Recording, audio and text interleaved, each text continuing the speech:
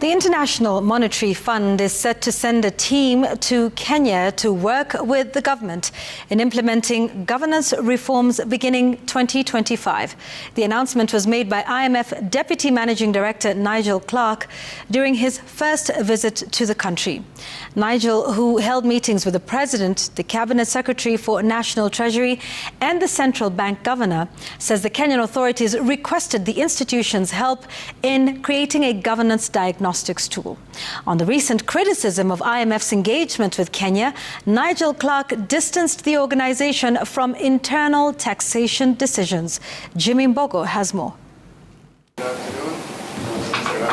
In an effort to set the record straight on the involvement with the Kenyan government, the International Monetary Fund distanced itself from the heightened taxation measures in the country. Speaking in Nairobi, the IMF Deputy Managing Director Nigel Clarke noted that the role of the institute is solely to offer advice based on economic environment. Nigel laid the responsibility squarely on the Kenyan authorities for their aggressive tax measures.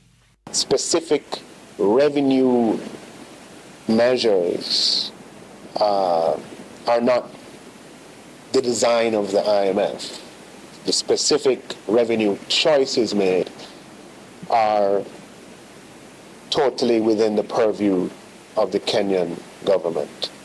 The IMF is not involved in making specific decisions in relation to specific taxes here or there. The IMF further noted that the decision to lower its disbursement to Kenya during the 7th and 8th review that was concluded in November was based on the assessment of Kenya's need at the time. Given that the government was successful in its Eurobond issue earlier this year, the balance of payments needs declined.